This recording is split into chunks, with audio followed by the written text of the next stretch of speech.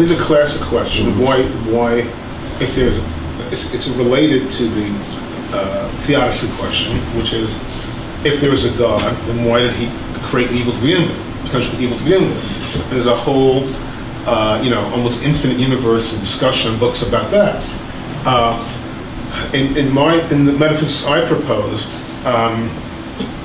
which is, and this component of my metaphysics is not original, that everything is twin. Good and evil is twin, light and dark is twin, male and female is twin.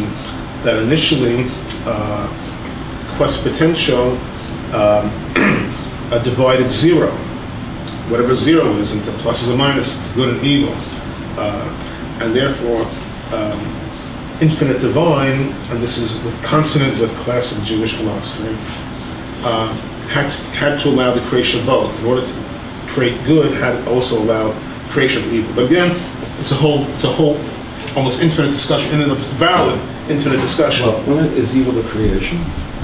You can have a discussion about that also. Where's the absence of good? These are all fair game philosophical issues. But all those issues and discussions sort of precede me. They precede this book. This book is built on top of those issues. Okay, I want to deal with that. Theology did not start today. Theodicy did not start today. We have a long history with this. And philosophers used their brain power and used the philosophical insights they had, or whatever information they had, to try to deal with this issue. Frequently, Maimonides is quoted with this, St. Thomas Aquinas is quoted with this, etc. And correctly, you deal with these issues. Is Maimonides perfect? Did he have all the answers? And there's a negative there. Did not have all the answers. Aquinas didn't have all the answers. They all have pieces.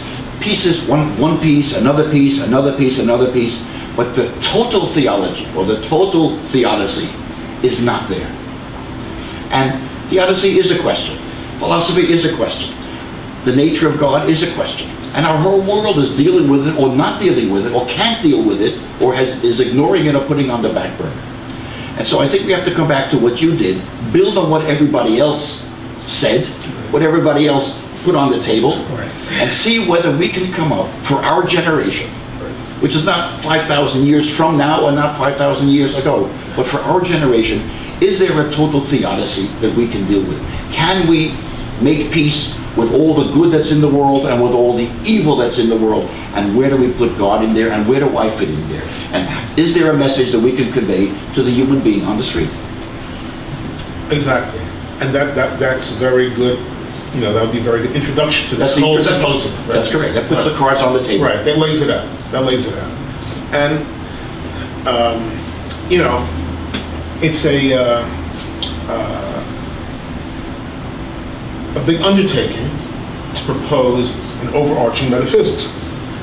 And I'm the first to agree with Rabbi Tokayer that all the other players today that we're aware of have pieces missing in their tapestry, key pieces missing.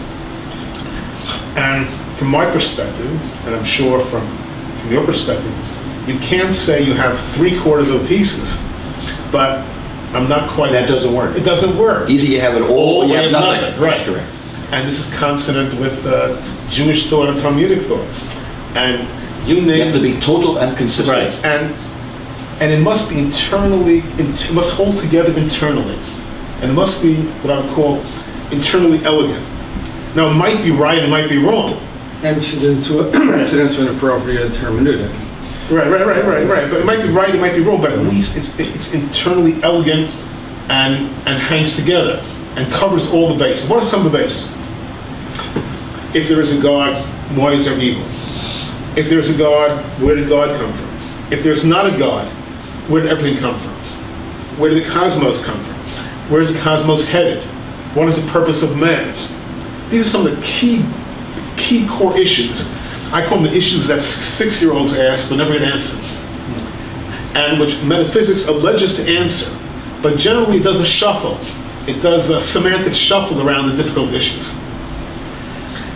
And Summa alleges that it provides an overarching metaphysics, which simultaneously deals with all these issues. In an understandable manner. Right.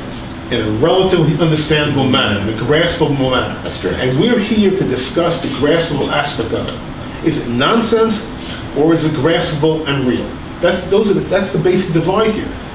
Is quest potential a nonsensical semantic construct, or is it a valid construct which cracks the cosmic code? It's hard to say that it's somewhere in the middle. It's sort of one or the other. And that's what we're here to discuss. There is no middle. There is no middle. That's correct. There is no You're middle. in or you're out. Right. And that goes for both metaphysics and it goes for this metaphysics. And so perhaps we might say, what are some elements of this metaphysics that are intriguing to you? Because it's hard to teach on for the whole 2-volume series. What aspects are intriguing to you, or what aspects of it that you find vulnerable? Either one, would seem to me either intriguing or vulnerable, worthy of discussion with this panel, and either is fine. Either is fine. We're not shy. Let me throw you a little curve. Right.